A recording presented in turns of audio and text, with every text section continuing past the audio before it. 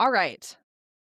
Elizabeth, welcome to the podcast. Wow. Hello. I'm so happy to be here Thanks for in your home. thanks for coming over. This is fantastic. She drove 2.5 hours just for this episode. Just to be on here talking to you.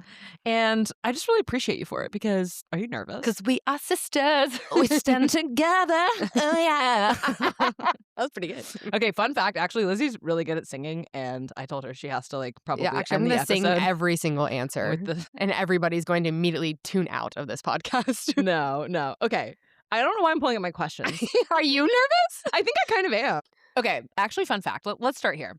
When I conceptualized this podcast, this was this time last year, maybe a little bit before, I thought about who my dream guests would be. Don't laugh, I'm serious. And I literally was like, Lizzie has to come on and so does Zach at some point. Get Because outta here. I've learned so much from you guys, and I feel like that you have a lot to share just in terms of, well, business ownership, but also social media, how to monetize it, all of those things.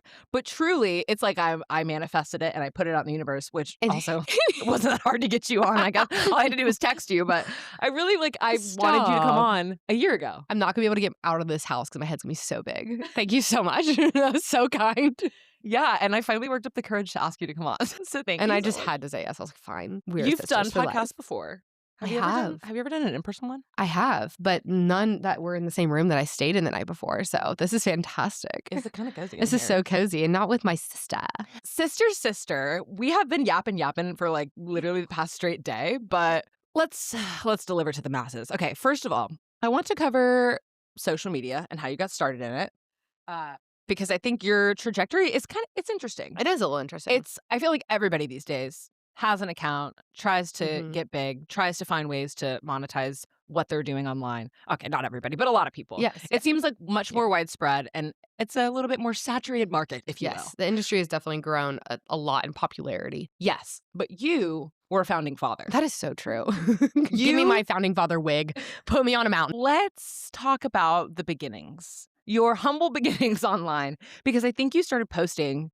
It's been over a decade. It's been 10 plus years. So let's run it back to the start. Let's really paint a picture here. So we'll kind of go way back, and I'll try to make it a long story short. Starting in college is where we'll start, because I went to school for mass communication, and that kind of can encompass a lot of things. You can go the PR route with that. You can go marketing. You can go producing shows. There's so many different things you can do under mass communications, which is why I chose it. And the whole time I was there, I did our news channel because I thought I wanted to be on the news. I remember And that. that And sounds I was like, Lizzie's now gonna terrible. be a reporter. Yeah, it's I wanted to be a reporter, an anchor.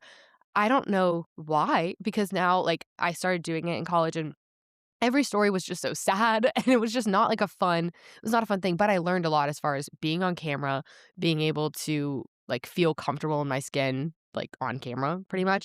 So that I feel is what came out of the being on the news side. Yeah. But throughout college, I had to have an internship to graduate. That was almost my last big thing before graduation. It wasn't a test, it wasn't a project, it was a full internship. And nobody was really hiring, and it was because it's such an odd field, I didn't really know which way to go. And I ended up finding a boutique called Dress Up that I put my resume into and got a job, started interning with them. And from then, got a job there actually after college. And I wore a lot of hats at that job, where it was, I planned events. I was on their social media. Back then, it was Facebook Lives. You'd be, selling clothes on Facebook Live or, doing photo shoots, full-on photo shoots of outfits. And so I was doing that for them, but then also kind of on my page as well. And that was 2015. So this was okay, yeah. So it was right post-college. Okay, post-college. Yes, yeah.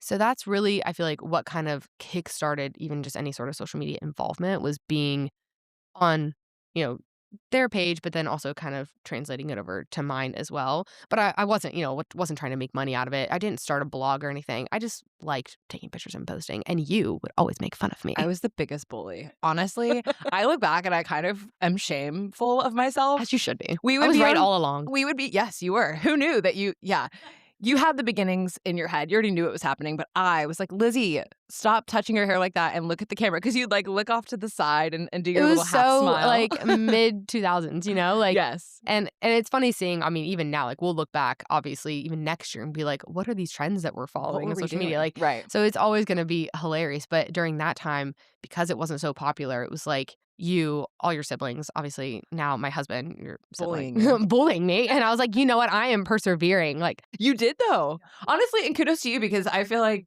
we were kind of mean, and in, like, any a other fun person. way, but yeah. Yeah, yeah, but you stuck it out. We'd be on the shores of Lake Michigan, and you'd be like, "Anyway, take another angle. Let's get this I'm shot." like, "Hey, we need photo time, and then we can play." Yeah, and here you are, so it worked. It worked. So then after that job, I worked there, kind of wearing all those different hats for about 5 years. And after that, I went more the traditional PR route because that is something that I did go to school for was public relations. And so whenever I went to an actual public relations job that wasn't very fluffy, like my other job was pretty, it was really fun. Like I got to do a lot of fun things and I really did enjoy what I did. And then I went to this PR agency and I was like, oh my, I immediately, first day, like, left, got in my car, called Zach sobbing. I was like, "I will not be here longer than 6 months because this is way too serious of a job." Like, it sounds bad, but I need a job that I feel actually passionate and, like, just good at, which obviously you can get good at things, but Mhm. I was they were having me write articles about CPA firms. Like, that is my personal hell. Like, Yeah. that's terrible for me. And so I knew and I put that out into the universe. This was literally 6 months before I lost my job. I said, "I will only be there 6 months." And then It was exactly it 6 was months. exactly 6 months later, Oh my COVID gosh. happened. I was their newest hire, and our biggest account that I was on, like, let the team go, let the PR agency go, and so my boss called me and was like, "Hey, you're being furloughed." I'm like, "Honestly, just let me go because I ain't coming back." Yeah. Like, You won't no be way. seeing me again. You will not be seeing me again. So, obviously, I cried for 30 seconds. I was like, "Well, I don't have a job now." And then I was like, "Well, let's just flip it around because I have this experience in social media and I enjoy doing it." At that point, I was still posting on my stuff and trying to kind of make that almost like a side gig when I was Mhm. at the agency. It's like, why not just go full force? Like, Zach still has his job. So we have him. We don't have kids at this point. Let me just try to make social media and being a content creator, like, let me try to make that actually feasible and make an income from it. And literally within the first 6 months, I replaced my income before. And I It's love I crazy. get chills when you say that, and I wanna dig deeper into Yeah. that. I also think by 2020, you had 8 or 9,000 followers, not that I'm Yeah. very You strictly following no, every that single is follower account. yes, yes. You had this local I was, following. like, posting very consistently, and that Yes. was, like, when I was at the PR agency, it was a far drive. That was a hustle. Like, I would You were get up hustling. like, Zach and I, we lived far from our jobs because we didn't live in the city, we lived outside the city. So in the mornings, we would have to get up at 5 AM to go drive down to beat traffic, go work out because obviously, like, we're not gonna go to work at 5 AM. So we would get down there, work out, go to our job. I would then go to the mall and get, like, outfits and have meet up with my friends and, like, take pictures and, like, try to, create content after work to then also kind of wait out traffic and then come home and be home by, like, 7:30, 8 o'clock at night, and then Over do it all again. over again. That was our routine. I mean, that was my routine. Wow, I Yeah. didn't realize that you were hustling with the content creation Yeah. post workday also. Mhm. Yeah, but I do remember by March of 2020 when you called me and you were like, "Hey, I lost my job, I got Mhm. furloughed, this is what's happening." You already had a good base. I feel like the Yes. Atlanta market, they loved Lizzie I already. didn't start from 0. Like, I definitely had kinda, like, slowly but surely, Yes.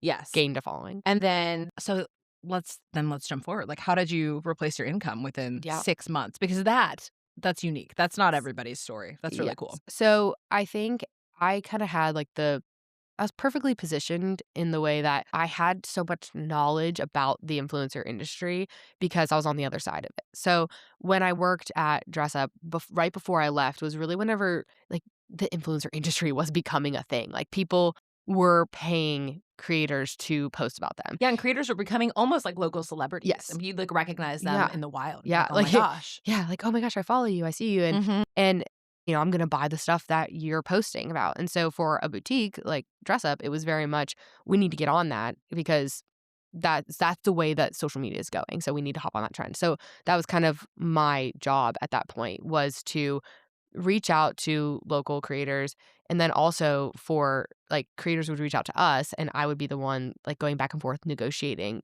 like giftings, negotiating prices, Mhm. negotiating like deliverables, and I was on the brand side. Mhm. So all that to say, I know and I knew at that point what a brand would need to see in a subject line, what they would need to see in an email, what they would need to see from the actual content to pay me Mm. because I knew what I was looking for before when I was the brand. So I had such a different insight that I feel like a lot of creators don't have because, like, what are the chances that you worked in that industry on the brand side and now you're trying to be the creator? I feel like Mm. it's just kind of a different perspective. Yeah.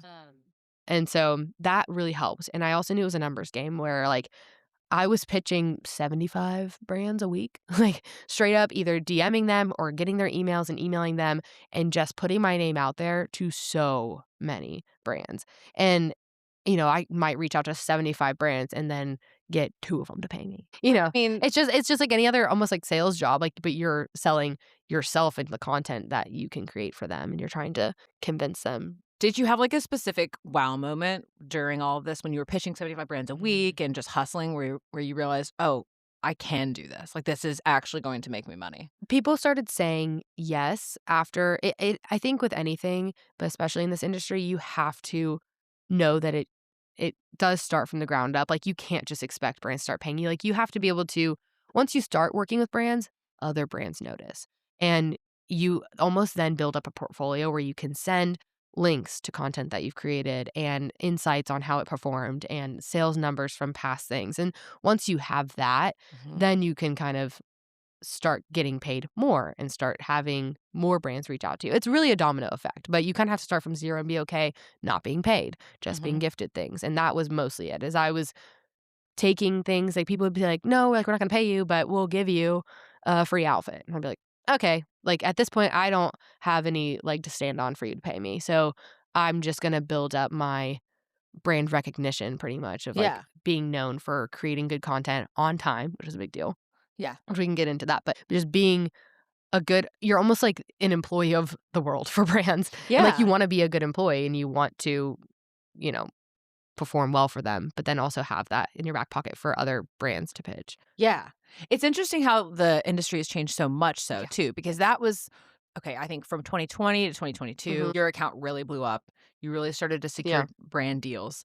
And like people don't really do I mean, I guess there was just a Super Bowl. Like they do commercials, but nowadays Mhm. brands are setting aside whole entire budgets just for people like you Yes. who are employees of the world, of any Mhm. type of brand that wants to work with you. Mhm. And I think that's just such a shift from 10 Yes. years ago. That just wasn't a thing. And Yeah. now huge companies have whole budgets set aside for the They have whole year. teams, Yeah, like, whole that teams is for that. they it's there was a number my manager told me about, like, the percentage of their marketing budget. It was, like, over 50% of these, large brands' marketing budget is going towards social media marketing, which is influencers. Why do you think that is? I think they're seeing it works. I think you Yeah. see, like, the if I'm watching a commercial or if I'm listening to a radio ad or if I see something in a magazine, an ad, I'm not even really gonna pay attention or look twice. But if somebody that I follow and love their content and I trust posts about something, I'm way more likely to purchase it and to,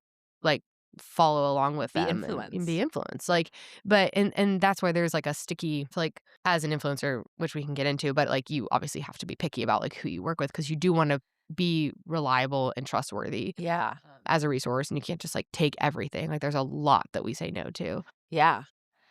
because of that, because that's important. I'm glad you brought up the trust part because I think to your point you were saying earlier about having like you didn't have a leg to stand on. You just Mhm. had to say yes to giftings Oh, and yeah, just like $50, like, here right. and there, yeah. Organically build the following so that you can be selective later on with Mhm. the things that you are promoting and trying to sell or make commission on or whatever it is.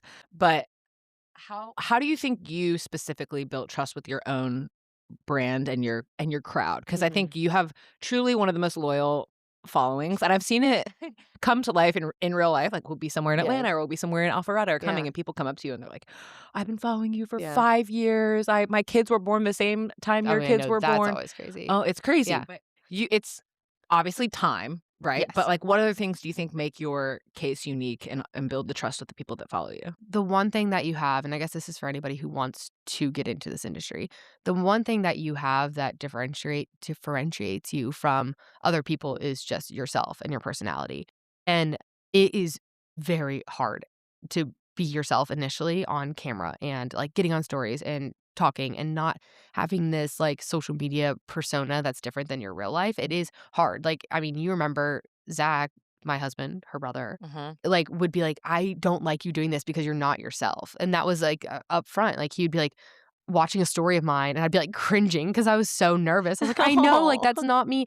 And then whenever you can finally kind of break that down, it just takes time and practice, Yeah. and you can really be yourself. I think people really resonate with that because they want to feel like you are almost like an online friend, and honestly, I feel like I've made online friends through my I have. community. Like, Oh, yeah. yeah, like, there's people's names that I definitely recognize their, like, usernames, and I'm like, "Oh, yeah, it's so and so, like, We've send been me a messaging message." for Yes, we've been years. messaging for years, Yes. like, "I know that your kid just had his first birthday, like, how'd it go?" Like, like, we're Yeah. full on, like, having a relationship, Yeah. and I think one of my biggest things is, like, responding to my audience is a huge like, that is something non-negotiable for me. Yeah. Like, I will respond to everybody, um, because of that. Like, I want them to like, they're taking the time to message me, I wanna take the time to message them back. So, all that to say, I think that that all just builds trust within the people who follow me, and again, like, I don't post about things that I don't love, Yeah. and your track record, people remember.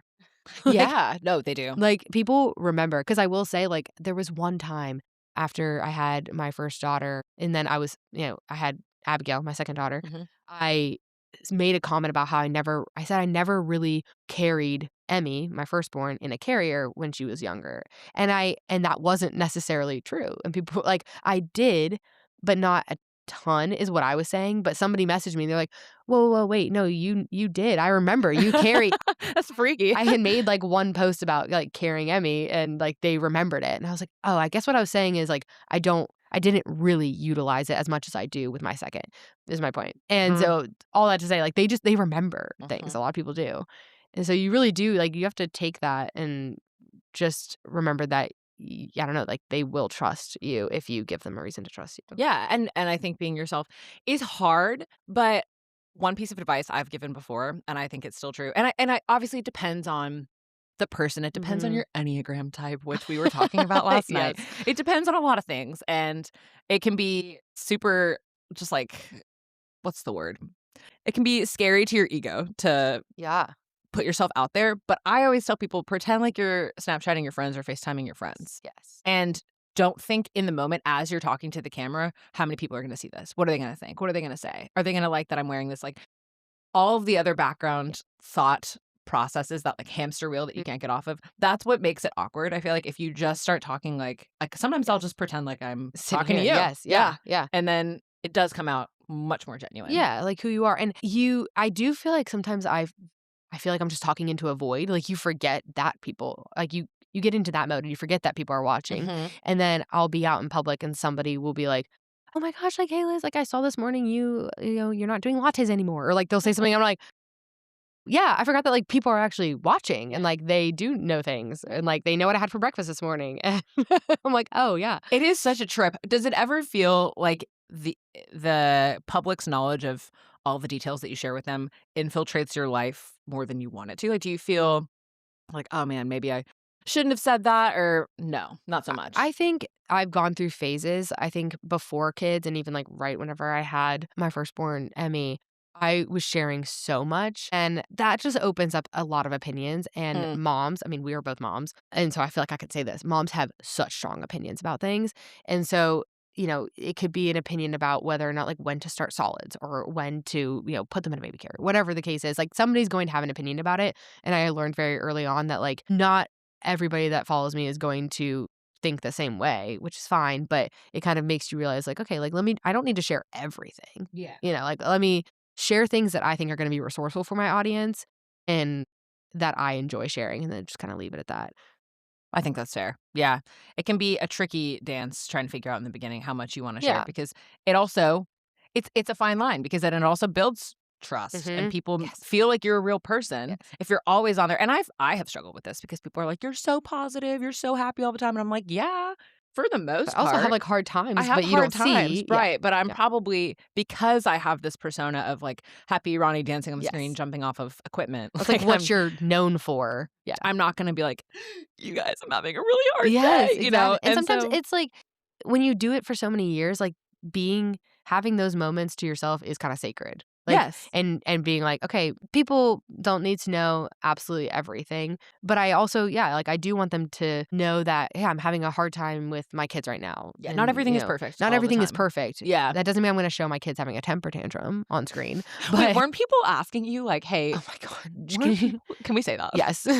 Wasn't somebody DMing you like, "Hey, show them crying," or something? Yes, like, That's so people are weird. crazy, People guys. are so weird. 'Cause, like, we don't show our kids' faces, and I had somebody be like, I just feel like it's not relatable that you don't show them, number 1, and number 2, they said they're like, I want to see them have temper tantrums, like, are they just, like, perfect or something? Do you think I have my when my kid is screaming at me, you think my first reaction is like, "Let me pull my phone out and Hold hold on, on. can you actually do that Let me again? put this A on little hands-free louder? mode so I can get in the shot." Like, come on. Like, a little louder this time, a little bit more dramatic, please, Abigail." Like, Yeah, like, what? what? People are Yeah, crazy. that's Like, and I think most people are sound of knowledge and they know that, like, what you see on social media is such a tiny, tiny glimmer of somebody's life. But then there's some people who just want to see it all. And if they want to see it all, like, they're not going to see it from me. But yeah, that's tough. they Yeah, are going to too have to go bad. somewhere else. Too bad. Okay, I wanna hop back really quickly because Yeah. I think we skipped over it, but you replaced your income in 6 months. What do you think was the catalyst for that? So, one thing, I guess I feel like it's important to give practical advice that people could actually use. And so, something that I did, that if you're trying to get in this space, is I would write down brands that I first step, I would write down brands that I loved and like dream brands I would want to work with. Whether they were small and local or they were like big national brands, I just wrote them down. Then usually those were brands of products that I had and I was using and I loved, and that's why I wanted to work with them.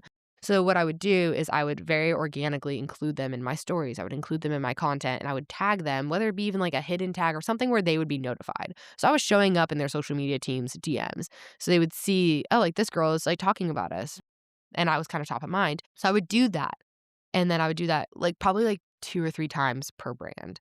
And then I would DM them and pitch them and be like, "Hey, as you can see, because I've been sharing and you can see like the history of that, Right. like I love your product. I would love to work together." And then I would like send my pitch.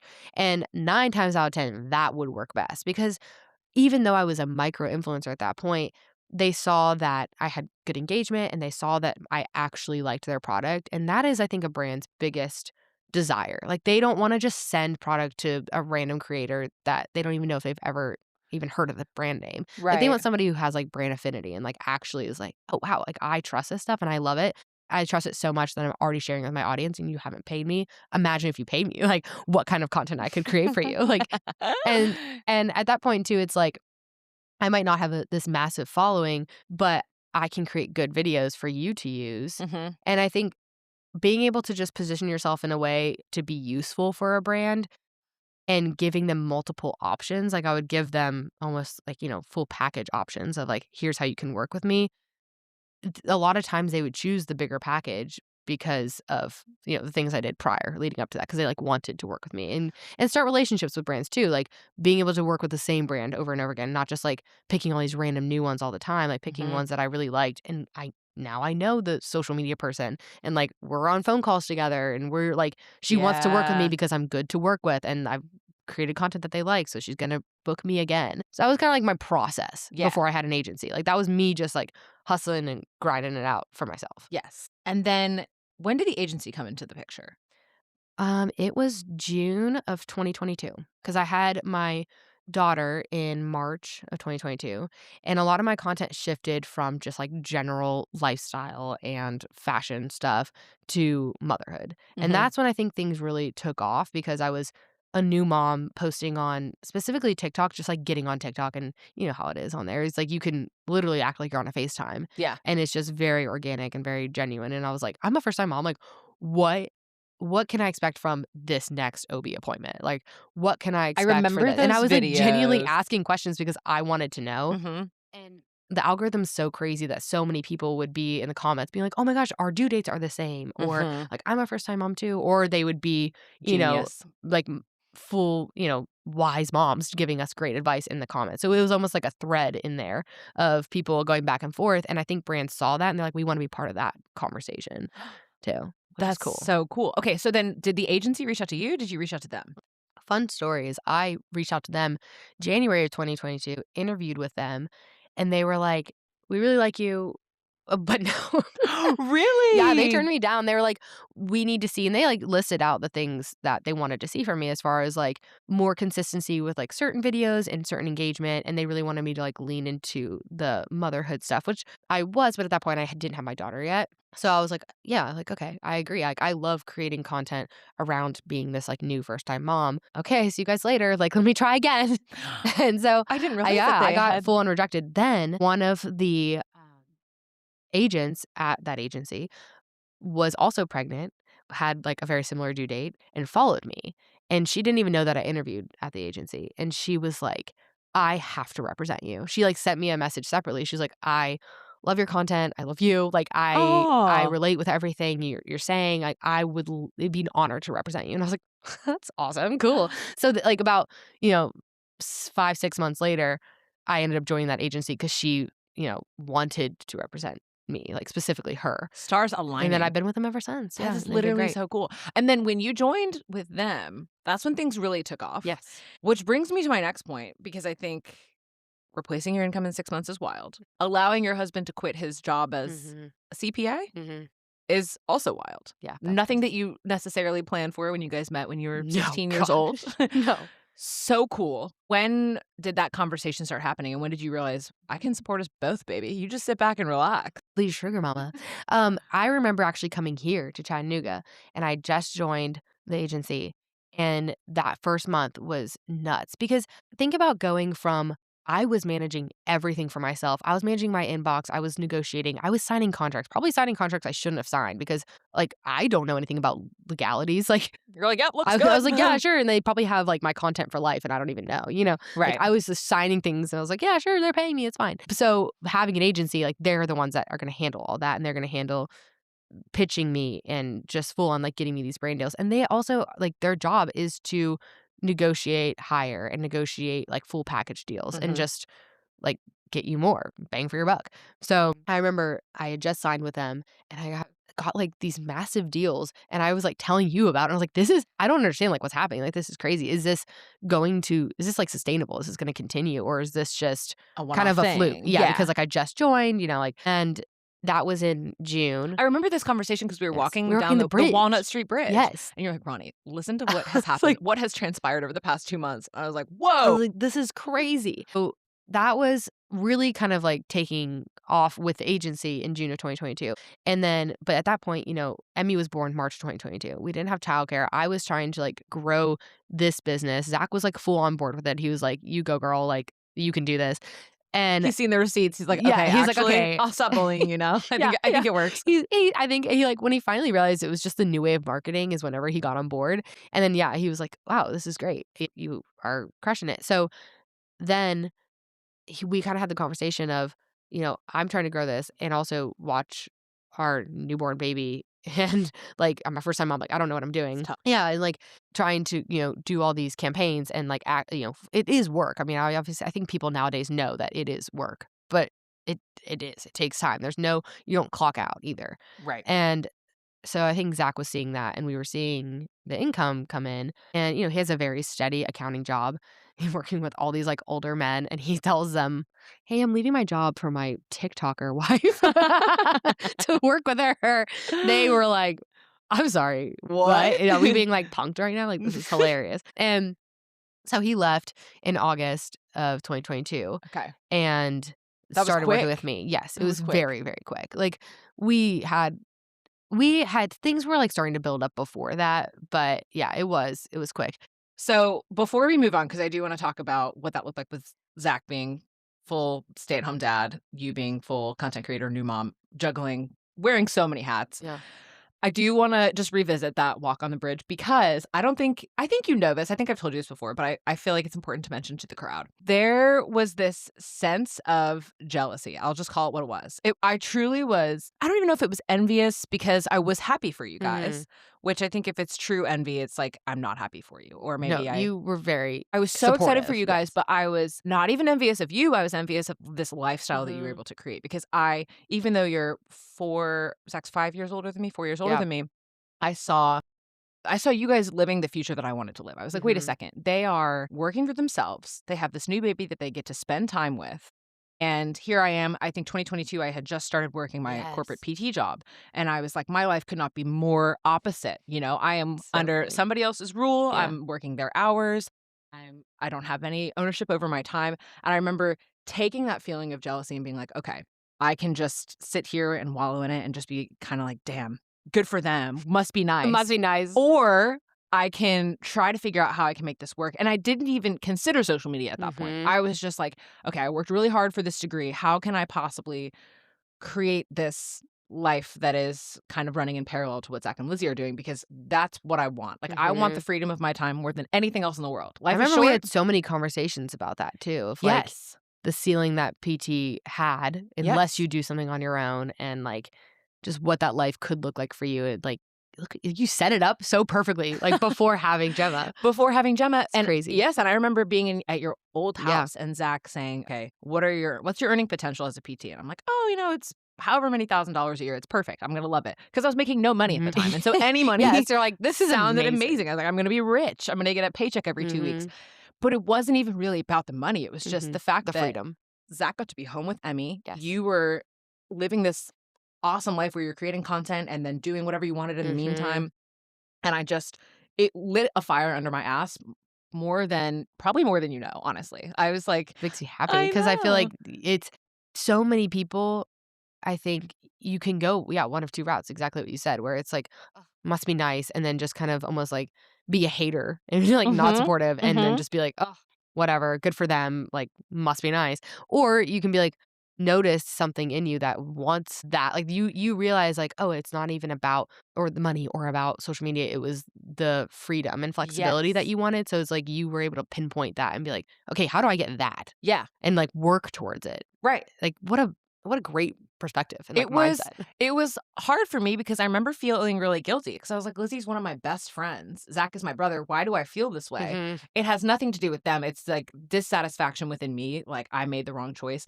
But at the same time, I thought, "Well, if they can do it, so can I. I Yes, will figure this out." 100%. And Adam was so on board. He was like, "That is so cool what they're doing. I wanna do that." So, Mhm. honestly, kudos to you guys because you set such a cool precedent, and I just even the way you Thanks. raise your kids, I'm like, "Wait, I wanna do that." Aw, So, thanks, I know. Ron. Are we gonna start We were crying? just, like, started sobbing.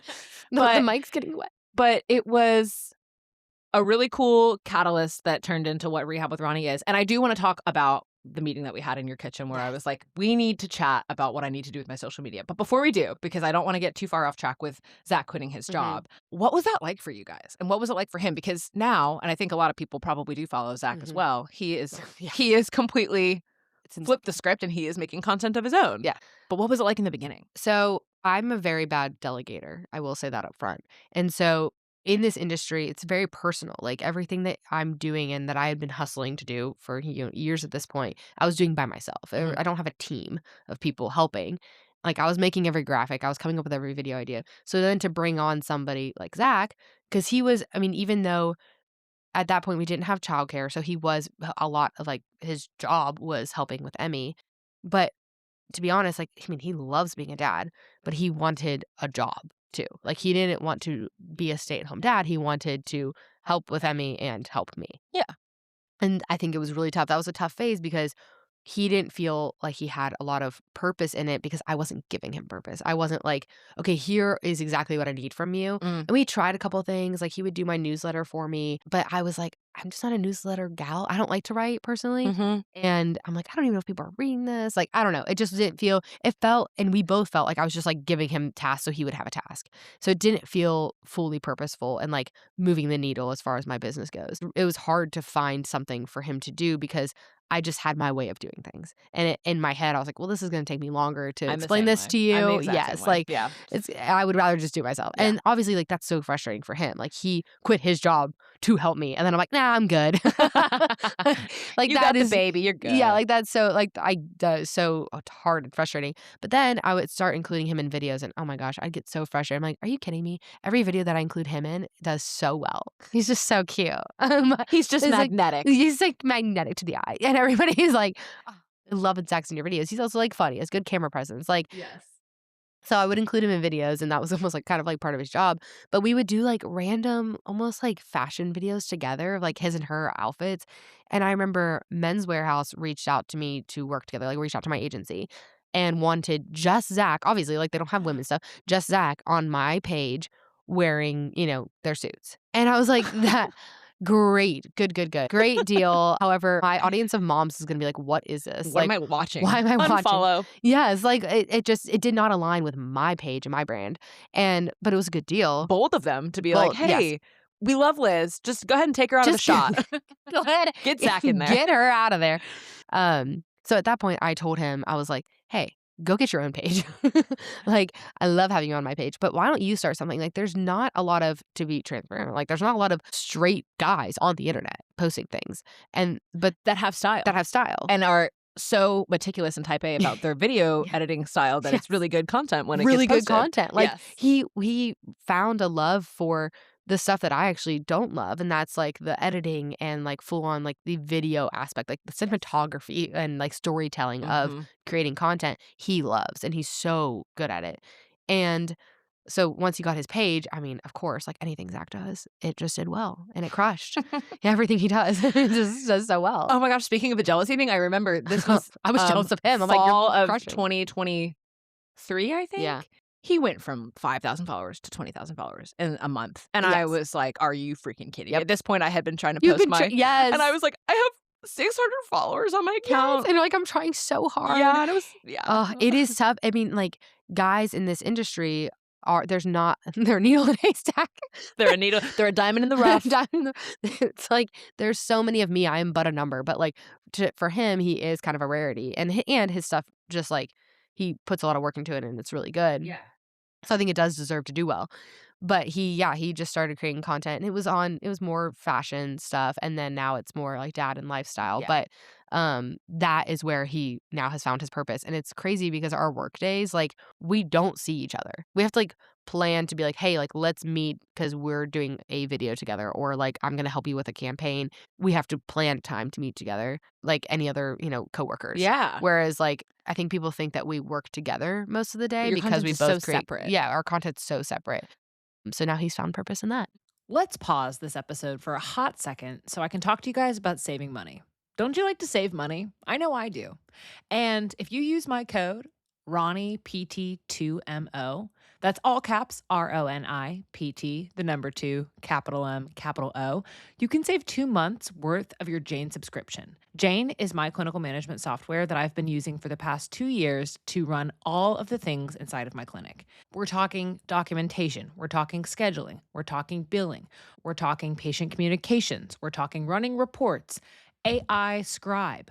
Everything under the sun that I need in the clinic on my day-to-day basis is taken care of with Jane. My practice honestly would not be where it is today if it weren't for me implementing Jane a couple of years ago, and I highly recommend it if you can't already tell. So, check out the link in the show notes to learn more about Jane, and don't forget to use my code. Back to the show. Okay, if we're on the topic of Zach and content creation, how has him going full-time content creation changed your job and your content, if at all? I think how's it changed my content? I think more than anything, it's changed my mindset because so before he was creating content, I was my page, my brand was the sole income for our household. And it was everything that our family was focused on, right? Like, he was helping me, I was having to crank out so much, and it felt like a lot of weight on my shoulders because it was all me. I didn't necessarily mind it because I enjoyed what I did, still enjoy what I do, but it was so much more of a grind and a hustle, Kind of like whereas a lot of pressure and a lot too. of pressure, Yeah. like, everything relied on my Instagram and TikTok, like, that is kind of a lot of pressure, but now having him do it as well, and he, has his own agency and his own way of even doing things, it's like his own separate business. It's like we each have our own separate business, and it just feels like so much less pressure, and I almost feel like it became fun again to create content because it wasn't just about, like, okay, I have to take every brand deal. And my page was, gonna become just an ad nonstop because I felt like I had to take everything because it was our income. Yeah. So now it's like it's kinda spread out a little bit more, and the pressure is more balanced and even. Like, the responsibility of, making money for our family is spread out nice. Yeah. Is there any competitive energy in the household? Actually, I thought there would be because I'm a type 3 Enneagram. I'm very much an achiever type. And I really did think, like, people always ask me, like, when his account, like, surpassed mine, people are like, "Oh, does that not make you mad?" I'm like, "Are you kidding? It makes me so happy." I'm like, Yeah. I'm so proud of him, and B, the more that his stuff grows, the less pressure on me. Like, it's so Right. nice. It feels like not that I'm retiring by any means, but I'm, like, able to kind of be more selective about the campaign work that I take or about the videos that I'm creating because his stuff, like, I would almost rather, like, start helping him more with his stuff. Mhm. Um, so, yeah, I know less competitive than I thought. I actually did think that I would be like, "Wait, what the heck? Yeah. Like, you surpassed me, and now, like, I have to come catch up to you," and, like, but at that point, it's like, you can't do that because Right. also in general with social media and numbers, it's like we talk about it all the time, Zach and I, every night. We're like, it can be so frustrating, especially with him, like, taking so much time for his videos, like, if it doesn't do as well as he wants, like, Mm. you get caught. I mean, I know you know this too. It's like you get caught up in the numbers game, and it's all vanity metrics. It's like, did it Mhm. perform well? Like, are people gonna see that it didn't perform well? And with him now doing it, it feels like just in general less pressure on me, and Yeah. it makes it more fun. Yeah. His content has changed a lot, as Mhm. yours did as Yes. well. And I'm curious what your take is on trying to organically change the tune Mhm. of what you're putting out into the universe because I started very strictly, these are my exercises, I'm a PT, and gradually starting to show more things. But I think it can be tough to make Yeah. it show up organically and not be forced, or it's also a little bit scary. Like, are people Mhm. gonna like this? What if they hate it? Because you started with kind of fashion lifestyle. Yeah. He started, here are my outfits that I Yes. recommend Yeah. people wear. And now both of you are We never completely post that different. really. Like, Right. yeah. Yeah. That's just not even what you guys are posting at all. Yeah. How do you go about making that gradual change? It's a great question because I think if you're gonna make a change like that, you have to know that things are probably gonna tank at first. Mhm. And you just have to push through and trust that the audience that you've built, yes, they specifically followed you for outfits or workouts or whatever the case is that your main niche was. But they also are following you for your personality and for you, and they probably have wanted to see more about your life. And so, like, yes, they were following him for outfits, but then he started posting about his life, and obviously his outfits are in his life. Like, you could still see like outfit inspo, like what he's wearing throughout his like vlogs and stuff. But I think it's just more interesting. And when you niche yourself down so much into one category, it is hard to feel like videos aren't getting stale. You're like, how many Yeah. times am I going to post an outfit video? Or like brands even, like you kind of seclude yourself to only, the fashion industry brands. Whereas like that's what his manager is the one who had him switch over to more lifestyle because she was like, "Hey, I think you'd have more fun creating lifestyle Which he videos," is, which he yeah. does. Like you can be so much more creative. There's so much Mhm. more. It doesn't feel stale creating them. But then also like you open yourself to any brand. You can work with Kleenex. You can work with TurboTax. Like, you can work like, like any brand because it's truly just Your lifestyle. life. Yeah. Yeah. Is it hard for you guys Just being not to patient. talk about work? Gosh, yes. Like, when you get a date night, what are you guys talking about? It's either yeah, right, it's either kids or work. Like, you have I to know. it's hard to because we love it and we have to like, every single night, even if it's not date night, like, once the girls are down, when we're sitting in the kitchen and just talking, it's about work, and then Mhm. we have to check ourselves. We're like, "Hey, it's 9:15. Okay, by 9:25, we're done talking about work." Like, we have to give ourselves timelines because we will and then it's 9:25 and we're still talking about work, but Yeah.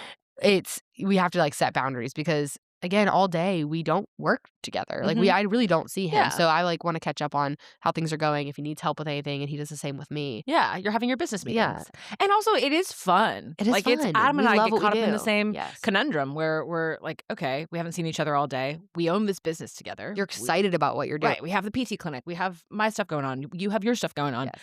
It's fun to talk Mhm. about. I think it can also make a relationship stronger. I agree. I think and I'm totally assuming here, but if Zach was still working as a CPA and you were still working downtown in Atlanta, your relationship would probably be a lot different. So different for so many reasons. I mean, gosh, I can't even imagine even just the logistics of that, of, like, we talk about that all the time, why we're so thankful for our jobs because if one of us was working down in Atlanta even, it's like we would be doing that day of, like, getting up at 5. That means you're not seeing the girls in the morning. Yep.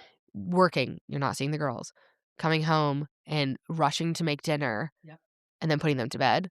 Like, I know that's, a lot of people's reality, and that's why we really pushed for this to be our reality is because we wanted the flexibility Mhm. to have that time. Like, throughout the day, like, we have childcare in the home a few days a week, and I'm at home, so I get to see them. Yeah. Like, I can, like, sit and have lunch with my girls and, hang out, which is so special. What do you say to the people that go, "Oh, must be nice. Must be nice for you. That's not my reality." I say, "It is." Hey, I It like is, that. and, like, I can't I'm not gonna sit here and complain. I think sometimes it's such a bad look if I hate the word influencer too, but if an influencer Ugh, what it's a else could we word. call it? I always say creator, A like a content creator. creator, but Creator because you are I'm creative. just creating videos to influence. Influencer is it has a Oh, gag-like quality to it. it Like, is so yeah, I okay. really yeah. So we're gonna call myself a content As a creator. creator. As a creator, um, I think it's a real bad look for us when people do complain about it because of course, like with any job, there are negatives. Like you are on 24/7. You have a lot of opinions from people you don't know, like Mhm. strangers. Like there are things, your income is fluctuates a lot. Like it's not, a W-2 job. You don't know exactly the salary you're gonna make every single month. You don't get benefits. Like our insurance is insane. Like Mhm. there are so many things that I think people don't like think about or know. But overall, it is fantastic, and, like, I am so thankful that Zach and I both do it, and I'm not even gonna sit here and complain or say that I would choose a different career path or, like, if somebody says, "Must be nice," I'm like, "It is." I worked hard to make this my reality because I realized what my priorities in life and what I wanted my life to look like, Mhm. and I worked towards that, and it is nice because I made it If nice. you can think it, you can do it. Yeah, like, I think a lot and then those people, it's just like, if there's something about it that you do want and maybe you're envious of, like, figure out what that is and try to get it. Yeah, channel that negative energy into something that could result in a positive later on down the road Exactly. versus just being like, "Ugh, And just cool for them," soak in it, and yeah. then I'm not gonna try to do anything different. Then, Yeah, okay, well, then you're just a complainer, yeah. and that's boo-hoo. Yeah, boo yeah, and yeah. Poo-poo on you. Exactly, and it is tough, like, I mean, it is a very what we have is a privilege, Yes. right? It doesn't mean we didn't work hard for it, but it is a nice, cushy job in a lot of ways. Yeah. I think a lot of people online say or I even hear this with my patients in the clinic, like, "Oh, you just have a full influencer family." Like, your whole family is just you So it's accurate. it's AJ, Axel, it's Zach, Yes. it's I have an online community, Yes. it's you, Yes. Maddie's kind of Jake's the only and if Jake got in that's the thing, if Jake started making videos, he would he would crush. crush. He would crush He it. would crush. He would crush it. But why is that? That's what I wanted to ask you. What's your opinion on is there anything specific that we are doing? Because I know my content really Mhm. started to take off when I sat down with my advisory board, AKA It me. you and Zach, Zach. and you guys just really did a full audit of my page and it really helped. Yes. Is there anything like what's going on with the Weber family? People want to know, is there something in the water? You're so hot. All of you are so hot. I had We're to marry vampires. guys, I have been in this family for 16 years and oh gosh. No, but it is so true. Like, oh my gosh, I remember like just meeting you all when I was 16. I was like, "Oh, what?" Well, see, I was 13 years old. I was not hot. I was so funny You're looking. you're such a hot, sexy baby. You guys are just all good looking. Like, okay, that's not why you succeed though. But I mean, people do like to look at good looking people. But I think you guys as a whole though are are the type of people who if you want something like you're gonna just go try it out and Mm. you're gonna do it. And I think for each of you, you all have such, like, fun personality. Like, AJ's is hilarious. Like, So charismatic. he's so good at, like, the video editing stuff. Like, I just think some of it does come natural to you guys, but then you're also really hard workers, True. you know? True, but I will say this, I think Zach would have never, ever gone down this route if it weren't for you. Oh, gosh, So, no. He would yeah. still be in a cubicle, Yeah, 100%. yeah. And and, like, that is maybe not in a cubicle, but he would be working a more corporate job for sure. Like, he would sorry, Zach, I don't think he'd be sitting in a Not cubicle. specifically a You cubicle, wouldn't be but in the cube farm, but you'd be crushing it maybe. yeah. So I was gonna say, I commend you for what you have done and what you've showed us because I don't know, I think a lot of us probably wouldn't be in that realm at all. I mean, I think AJ probably always would have gone and done I something. think I think it's fun to, what's the phrase? Like, you're the average of your 5 best friends, right? Mhm. And There's 5 of us. yeah, yes. It's been really cool to see that a lot of our friends also, and you guys, work for themselves now. And it is what it's cool about it is exactly what you said. It was like they didn't go the must be nice route when Zach and I started working for ourselves. They were like, oh, cool. I want that. I want to do Mhm. that. And they all, I mean, like Lexi, Lax with Lex, Yep. shout out. And she's crushing it, social media, and also like being a coach, having her own business. Like, Yes. and so it's It's not, contagious. yeah. And like whenever you see somebody do it and you want that, it's cool having like-minded friends where we could sit around and have conversations about each other's business. Like one of our best friends does landscape architect. Like he's a landscape designer and he Right. went off on his own and we had so many conversations about that. It has nothing to do with social media, but he's working for himself. Yeah, and I think that's a good point to make because I fear that when people listen to this, they think, "Oh, well, I just have to have a big following, and that's Yeah. near Or like, I don't want to impossible post videos to or yeah. achieve, right? I'm not a social media personality." Okay. Before I ever considered making money on social media, I was opening up my own physical therapy Exactly. clinic. So there are always ways. Businesses Yes. exist by the Yes. million, by the billion all around the world. So, Yeah. And a yeah, lot of them don't have social media presence. It's just like going out on your own. There's a lot exactly. of benefits and flexibility that's included in that. It's so much fun It also. is. It makes life is worth living. You just sounded so beautiful today. I want to talk about our advisory board meeting because Yes. a lot of people DM me and say, "Hey, Ronnie, love your page. What are you doing for this? How do you recommend I do this for my reels? What like tips and tricks? Please look at my page. What am I doing wrong?" You and Zach sat me down, and I was like, "Guys, I need help. This You were is so receptive. well, Like thanks." that I think makes such a difference. Like you asked us and I think some people too like will ask and then they hear our answer and then they don't implement it. Mm, Like implement the changes that cuz with you, if I remember correctly, it was very little changes. yeah, it was. It was like text on screen and length Yes, of video and how you started it. Like there was like a few things. hooks. I think the background being more Yes. consistent. Yes. And People having knowing like what to good expect. lighting. Content pillars. Zach talked about Yes. content Yes. pillars. Those changes I did make. You're right. There Yes. there were such like sometimes I used to actually do you remember this? Like before, Yeah. I used to do like consultations Yeah. with people. Like I did a lot of consultations actually of people like wanting to do social media. And 9 times out of 10, like it would just be like Zoom calls. We'd like go through the page and audit it. And I'd be like, this was a great video idea. Just do it again and change these few things. Mhm. Sometimes and then I would see them do it and then it would like crush. And it's actually funny because I feel like I'm way better about giving other people advice on their page and like not taking it myself. But I can tell somebody what they're doing wrong, but I can't do it myself. That's not true. Your content's And it's engaging and fun. thank you. Yes. Thank you. But there's still things that like I know I could do that could make it even better, but That's so it's much so much work. easier to yeah, it's like so much easier to tell somebody else what to do. Yes. If I remember correctly, it was on the page being able to have, oh gosh, what's it called? Not the headline, but Yes, the cover the photo cover photo. being Thank you. See, I don't even know words. like, you have to think I think what I told you and what I used to always tell people doing consultations was you have to audit your page like your viewer. Like, you have to audit your own internet behavior and see, like, what do I like on other people's pages? For me, personally, if I'm going to somebody who's showing PT workouts, I wanna go to their page and look at their Reels page and look at it like a library. I wanna be able to read it like it's the spine of a book and it's the title on each one, and I can Mhm. pick and choose which video I wanna watch. Because if it's just a photo, I'm not gonna sit there and go through and guess what the video is about. Like, Right. I wanna find, "Oh, I'm having back pain. Let me find her back pain videos."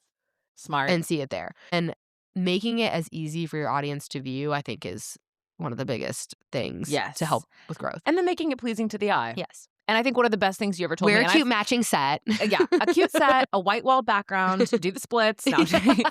But another thing that I implemented that I think made a big difference was just make sure you like the content that you're posting. Yes. Like if I'm about to post a video, and this has happened a couple of times where I'm like, it's all right, and then it does really well. Mhm. Normally that's because it's a quick clip and it's educational and it's still visually pleasing. Yes. But most of the time when I'm posting something, I'm like, hell yeah, I love this. And then even if it doesn't do well, I'm like, You're well, proud of it. I still enjoy looking at this. Yes. Like, you're proud of the work that you did. Yes. And What I really created. yes, and so I think a lot of people too, it's like you look and again, it's like simple changes where they're in front of a window and the light's behind them and you can't, like, really see that. It's just like you said, visually appealing. Right. Sometimes it's the text on screen is hard to read Yes. or is outdated. Like, I I feel like you scroll past videos like that, Yeah. that aren't visually appealing. Lighting, And but color. it's easier than people think to create a good video.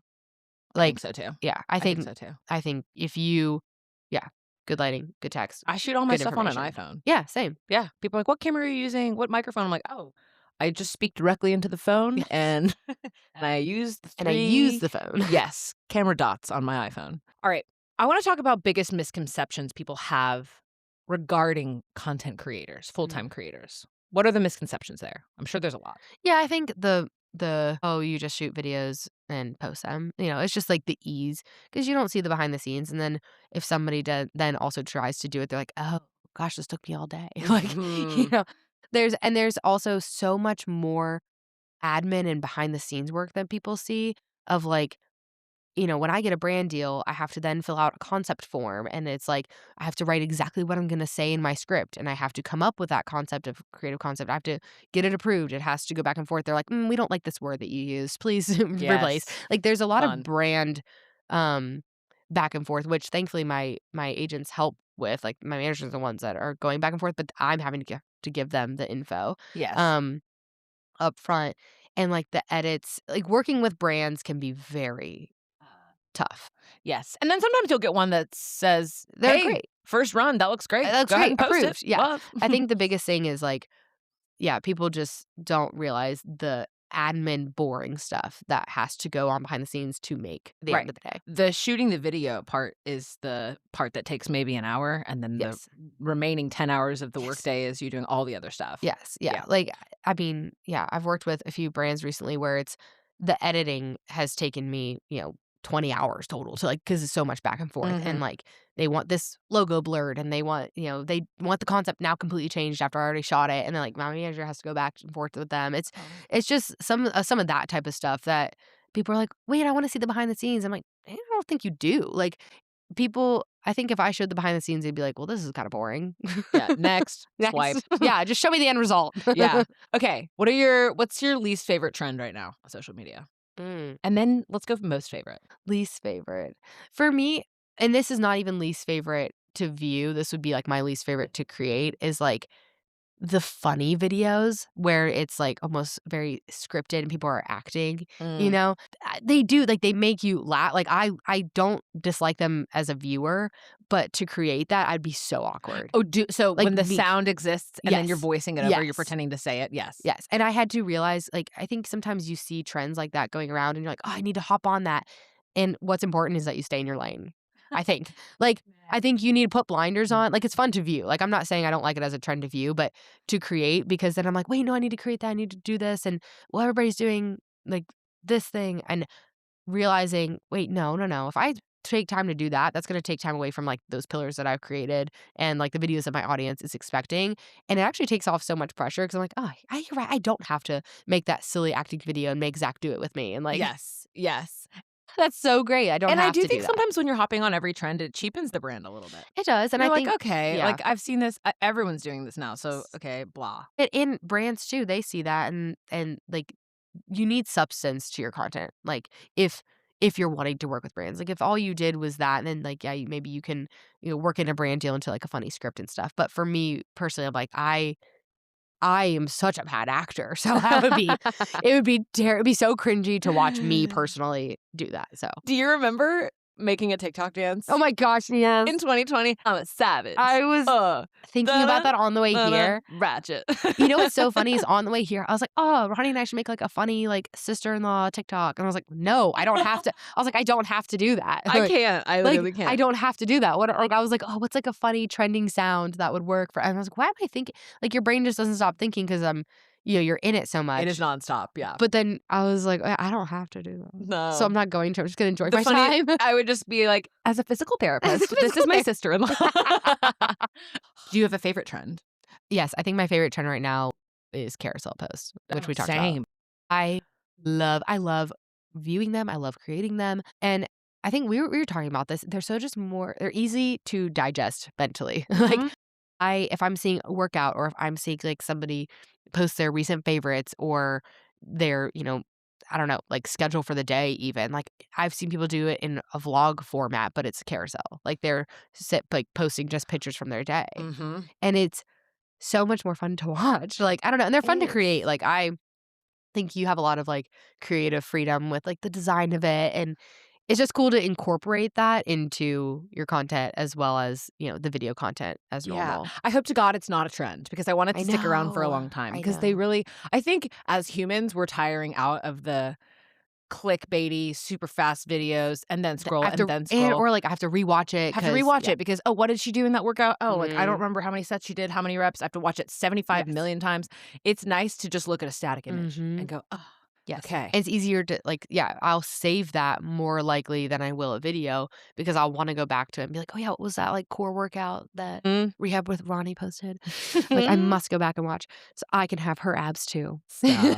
Get outta And I'll here. like save it and then like go back and be like, oh, okay, like I can actually follow this while I'm working out Yes. instead of the video just being on a loop. And it's so annoying. Yeah. I get annoyed with myself in reels. I'm 100%. Like, tired of it. yeah. And I think that's with anything. Like I said, we're going to look a year from now and something new is going to happen. And in my head, like doing this for so long, I always in my head, I'm like, I want to try to like figure out what the next thing is going to be, but you just can't. Like, you don't know until it happens. You really don't. I think, like we were talking about last night, I think TikTok does do a little bit of prediction in Yes. terms of what is going to be popular on Instagram. Definitely. It's like, Yes. TikTok's a cool kid. Yeah. And then Instagram follows. yeah. Yeah, for sure. And TikTok is so just everybody.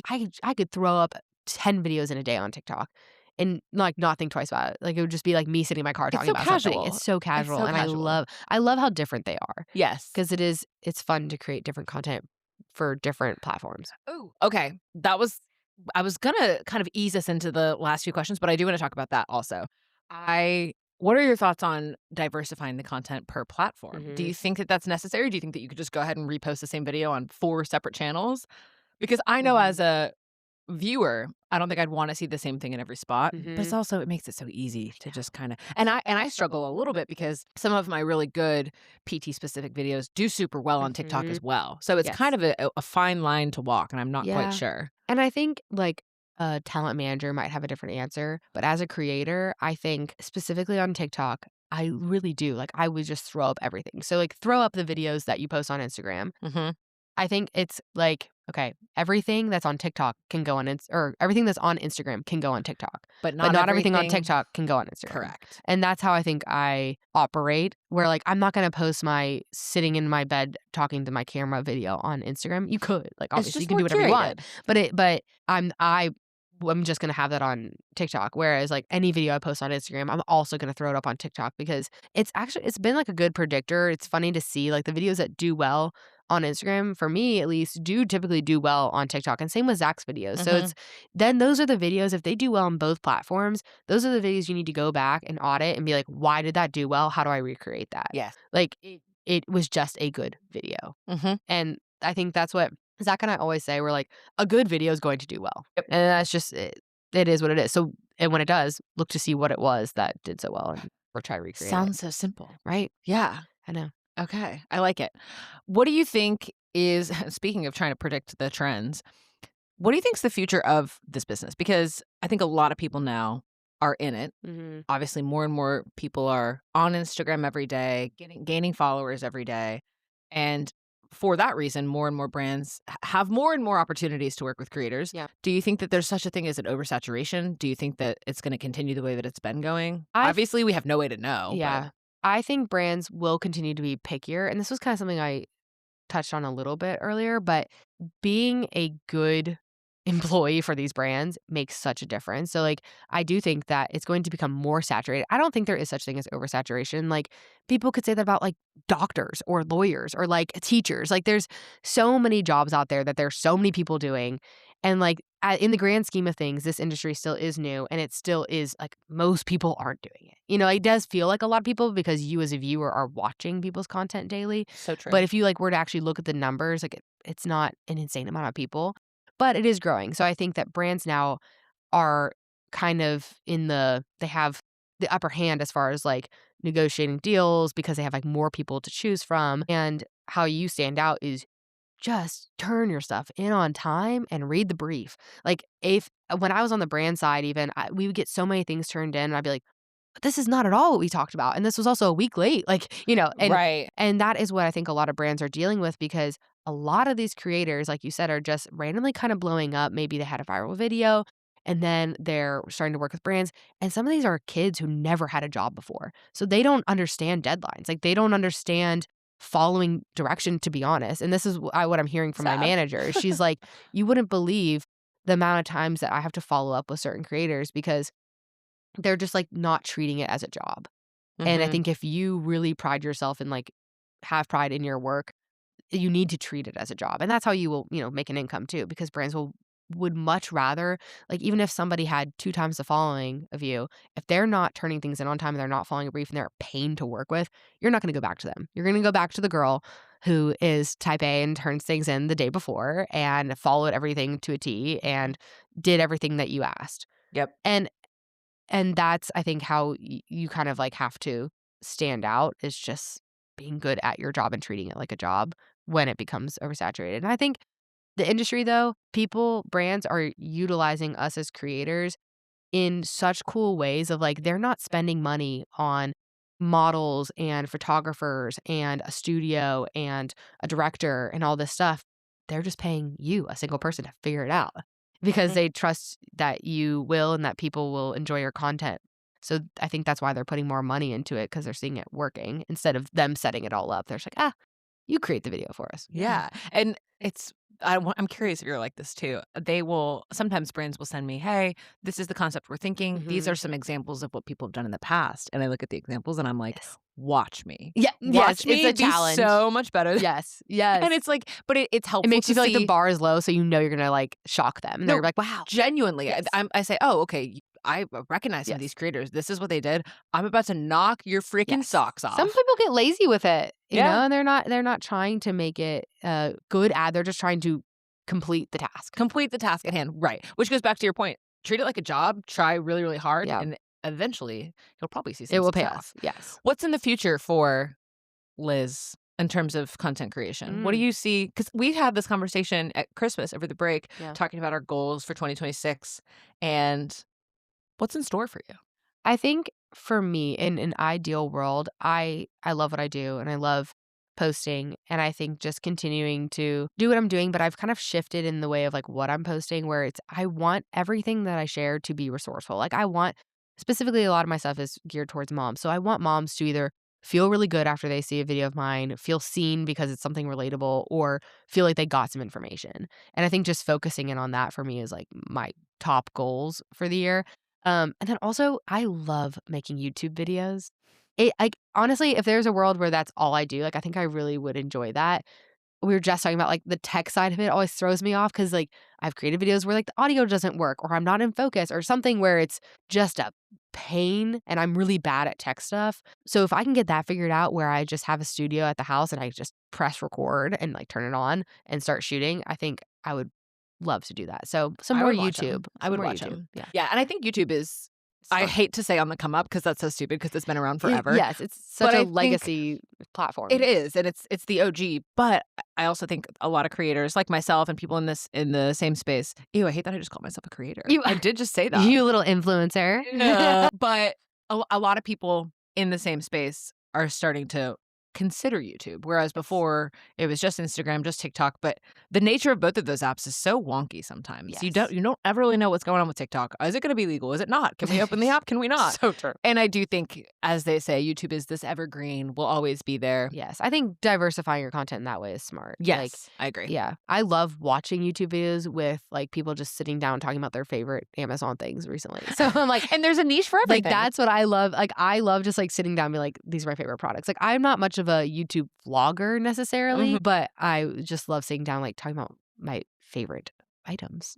And that could also make you Just money. some recommendations. Yeah. Okay. So that's for the future. And I like that. I think that's good. I guess in closing, if you could go back to, and I ask everybody this question. I know you do. I You don't think I know. listen to your podcast? I know you asked this question. Stop. And I kind of was like, maybe I should have a different question for 2026, but maybe I'll pop a surprise question at the end. Surprise question. If you could go back to, and I won't say your college self, let's say 2020, Liz, what would you tell yourself? I'd be like, just keep pushing. Like, I feel like people probably say that so much to their past selves of like, just stick with it and like keep trying. Like, you don't even know what's about to come. Like, do not give up. And also stop caring what the Weber siblings are thinking, because they're all going to be doing it soon. They're all going to follow in your footsteps. Yeah. Like, just keep going. I think it would be what I would say. Okay. I like that. That's exactly what Maddie said too. Really. I mean, it is Both one of those sisters. things. Yeah, see, we're just on the same page. I feel like it is. It's like you have no idea what's going to happen, but if you can go back to that person, I would just be like, girl, I'm so proud of you for like trying, you know, like put yourself out there. Yeah, full circle too. The fact that what you were doing now 6 years ago is now sort of like a family business. Everyone has kind of their own little take on It's it. so cool. And their own unique way of earning. And it's really cool. I thank you for everything that you've done, everything that you've brought this family. I am really an integral part of this family. You are. You are. Okay. Last question for real. Okay. I'm scared. I don't know what you're gonna ask. Okay. Every single day for the rest of your life, when you walk into a room, a song plays. What's your walk-in song? Oh, this is so terrible. I can tell you mine if that helps. Yes, yeah. Give me some. Mine is inspo. Sweet Disposition by the Temper Of Trap. course it is. Or Bittersweet Symphony. It's a bittersweet hate that. symphony, this life. Okay, wait. Just to add another layer, tell us the song and then sing it. No.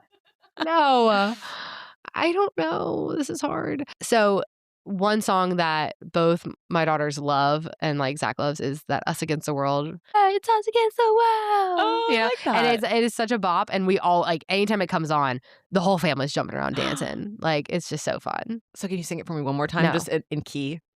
No. I have to leave now. Goodbye. Why did I think you were going to say, let it go? Okay, Us Against the World. Yes. It's a good litmus test for me to see if people even listen to music, you know? If someone's like, oh, I don't know, I don't have Spotify or I don't listen. I'm like, okay, I'll never have you back on. No, here's my problem is like my least favorite question somebody asked me is like, what's your favorite movie? I'm like, I don't know. So it's a very similar question. And now I'm not your friend. Nope. I'm just kidding. I think that was a really good answer. Oh, thank you so much. Thank you so much for coming Thanks for on. having me. Thanks for making me coffee this morning. You're welcome. And I guess we'll just go snuggle now. Perfect. Goodbye. Bye.